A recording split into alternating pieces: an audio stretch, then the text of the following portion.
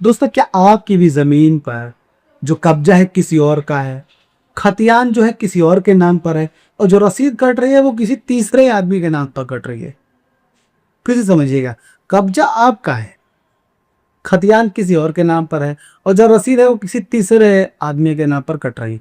ये ट्राइंगल है, तो टोटल त्रिकोण। ऐसी परिस्थिति में कैसे आप अपना मामला क्लियर कर सकते हैं, सारी प्रक्रिया हम बताएंगे इसी वीडियो में। ध्यान दीजिएगा, इसका हमारा टॉपिक क्या है। कब्जा किसी और का, खतियान किसी और का, और रसीद कोई तीसरा कटा रहा है। सर्वे 2026 में इस त्रिकोण का असली मालिक कौन? यानी सर्वे 2026 में ये समझिए कि असली मालिक कौन कहलाएगा, कब्जा वाला, खतियान वाला, या फिर रसीद वाला। बहुत ही बड़ा मसला है भाई, लेकिन डरने की कोई बात नहीं है। जमीन को सच्चाई आ चुका है, इस मामले को सुलझा लिखेंगे। ध्यान दीजिएगा, और हाँ, वीडियो को लाइक और चैनल को सब्सक्राइब जरूर कर दीजिएगा। अगर आप फेसबुक पे देख रहे हैं तो वहाँ पे लाइक और जरूर कर लीजिएगा, क्योंकि ऐसा इन्फॉर्मेशन आपको हमारे अलावा तो कहीं नहीं मिलेगा। बिना देरी किए चालू पर शुरू करते हैं। और हाँ, वीडियो को एंड तक ध्यान से देखिएगा, तभी आपको कभी बातें फैलने अच्छे से आएगी। पहला हमारा क्वेश्चन क्या है, कानून की नज़र में सबसे बड़ा कौन, खतियान, रसीद या कब्जा? अब समझिएगा दोस्तों, कानून की नज़र में सबसे बड़ा कौन है?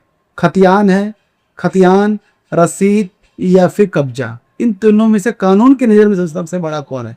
समझते जरा इसी बात पे ध्यान दीजिएगा भाइयों। पहला कानूनी नियम, कान खोलकर सुनियो। कानून की नज़र में स्वत्व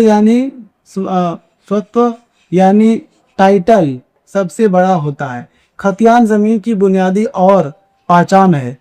केवल किसी के नाम से रसीद म्यूटेशन कट जाने से या रातों रात जमीन इनका असली मालिक नहीं बन जाता। देखिए दोस्तों, कानून कहता है कि सबसे बड़ा जो मालिक है वो है टाइटल, और खतियान जिसके नाम से है यानी उसके पास टाइटल हो, और सिर्फ रसीद कटने से, म्यूटेशन हो जाने से कोई रातों रात उसका मालिक नहीं बन जाएगा उस प्रॉपर्टी पर।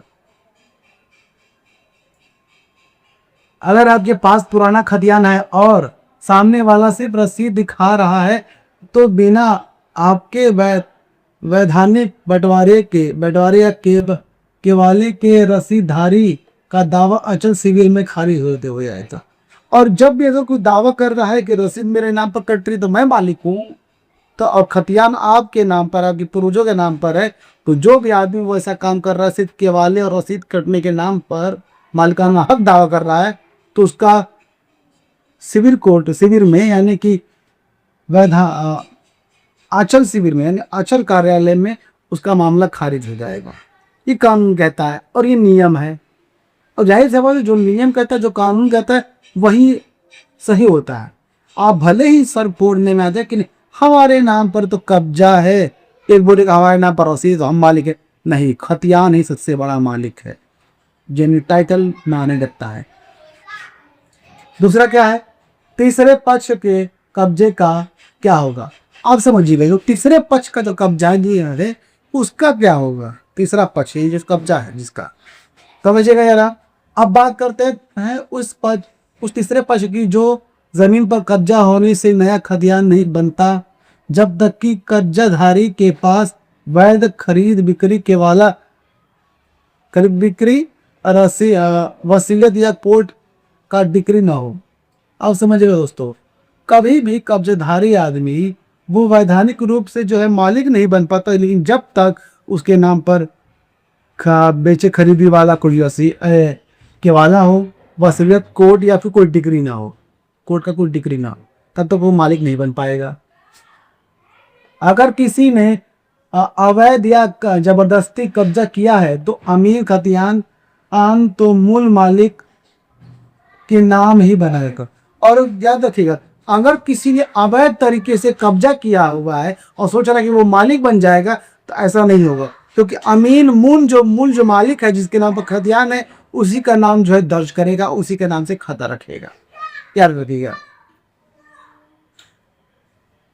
लेकिन रिमार्क्स यानी कि जो कॉलम लगाते हैं, कॉलम 23 में अवैध कब्जे की एंट्री दर्ज कर देगा और उस एंट्री के आधार पर आप एडीएम कोर्ट में बेदखली की आदेश करवा सकते हैं।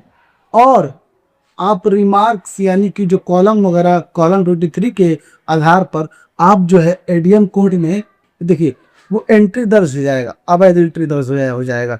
अब थोड़ा मामला समझिए, मामला बच रहा है, बता दीजिए। अगर कोई कब्जा किया हुआ है तो अमीन क्या करेगा, वो जो रिमार्क्स है, जो कॉलम है जहाँ के उन्होंने कब्जा किया रखा है, उसे गलत एंट्री दर्ज कर देगा, सॉरी अवैध कब्जे की एंट्री कर देगा। अवैध तरीके की, जाहिर सी बात है उसने अवैध तरीके से कब्जा कर रखा है कि खतियान किसी और के नाम पे वो कब्जा कर रखा है, अवैध तरीके की वो एंट्री कर देगा अमीन। इसके बाद क्या करें, ये उस एंट्री के आधार पर आप क्या कर सकते हैं, आप एडीएम कोड में से, जाहिर सी बात है उस बेदखा जो एंट्री हुई है कब्जा की, उसमें आप एडीएम कोड से बेदखली की आदेश करवा सकते हैं। एडीएम कोड के जरिए आप बेदखली का आदेश कर सकते हैं, बेदखल हटाओ भगाओ वैसा आदेश करवा सकते हैं।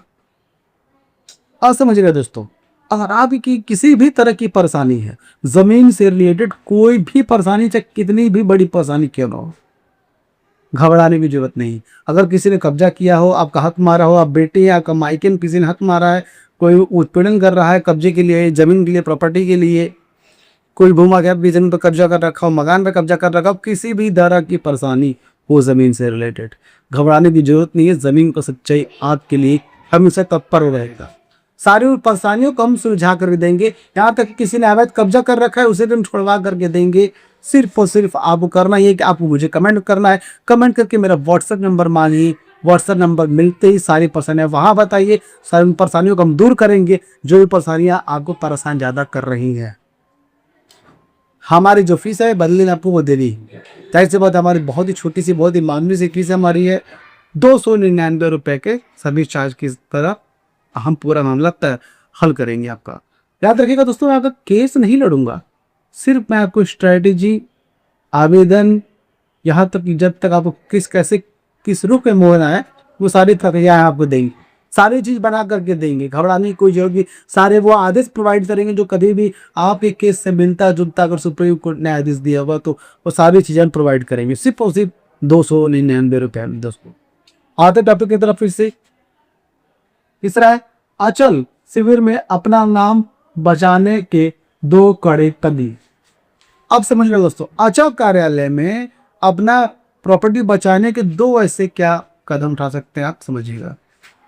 अब सुनो, अगर आपकी जमीन में भी ऐसा त्रिकोण फ्रॉड फंसा है तो तुरंत अचल शिविर में ये 2 काम करो। देखिए, अगर आपका भी सेम ऐसा ही मामला है, त्रिकोण वाला मामला है, कब्जा किसी और का, रसीद किसी और के नाम पर, खतरे किसी और के नाम पर, तो तुरंत आपको अचल कार्यालय में जाकर कठोर कदम उठा लेंगे। पहला स्टेप क्या है समझिएगा, अपनी पूरी वंशावली और पुराना खतियान लगाकर प्रपत्र यानी 2 प्रपत्र संख्या 2 सो घोषणा पत्र जिसे कहते हैं, तुरंत अमीन के पास जमा करो। और देखिए, आप करने के तुरंत जो है, और असम हो रखा आपके पास, तो वंशावली और पुराना खतियान लगाकर प्रपत्र संख्या 2 भरिए और अमीन के पास जाकर जमा कीजिए, यानी फार्म संख्या 2 जिसे आप सो घोषणा पत्र बोलते हैं। दूसरा क्या, अगर अमीन रसीदधारी या कब्जाधारी के बहकाने में आ रहा है तो प्रपत्र 8 या आपत्ति पत्र भरकर शिविर प्रभारी एसओ के सामने अपनी दावेदारी ठोको। और देखिए, अमीन अगर दूसरे के बहकाने में आकर उसके नाम पर खतियान वगैरह कर रहा है तो तुरंत फार्म संख्या 8 भरिए, यानी आपत्ति दर्ज कराइए और अचल कार्यालय एसओ को पास जाकर के वहां पर जाकर जमा कीजिए। दावेदारी को ठोको, जैसे बात है। बिना सुनवाई के अमीन किसी दूसरे के नाम खतियान में नहीं चढ़ा सकता, और बिना सुनवाई के, बिना कोई फैसला आए, अमीन कभी भी दूसरे आदमी का नाम खतियान में नहीं चढ़ा सकता। ये नियम ये फॉलो करना होगा। याद रखिएगा, जमीन का कोई भी मामला हो, हमसे ज्यादा कोई नहीं आपको मदद कर सकता है। तो कितनी भी बड़ी समस्या, कितनी भी ज्यादा बड़ी समस्या, घबराने की जरूरत नहीं है। जमीन पर सच्चाई आपका सारे मामलों में सुलझाएगा, सारे प्रक्रिया को अपनाएगा जिससे आप अपनी प्रॉपर्टी को सेव कर पाएंगे। आपको इतना ज़्यादा हम जागरूक कर देंगे, आपको इतना मजबूत कर देंगे कि कोई भी फ्रॉड या भी है कोई फ्रॉड नहीं कर पाएगा, भले वो सरकार क्यों ना हो। दोस्तों करना क्या है, कमेंट कीजिए, व्हाट्सएप नंबर लीजिए, सारी परेशानियां बताइए और 299 रुपए की फीस के साथ अपना मामला हल करवाइए दोस्तों। अब समझिएगा आपको ये वीडियो कैसा लगा। अगर आपको वीडियो अच्छा लगा तो वीडियो को लाइक कीजिए, चैनल को सब्सक्राइब कीजिए और इस वीडियो को ज़्यादा से ज़्यादा लोगों तक शेयर कीजिए ताकि सभी लोगों को यह बातें पता चल सके कि ज़मीन की सच्चाई किस हद तक लोगों की मदद करता है। यह बातें सबको पता होनी जरूरी है दोस्तों। फिर मिलेंगे किसी नए वीडियो में किसी नए टॉपिक की तरफ, तक हमें दीजिए इजाज़त। जय हिंद दोस्तों।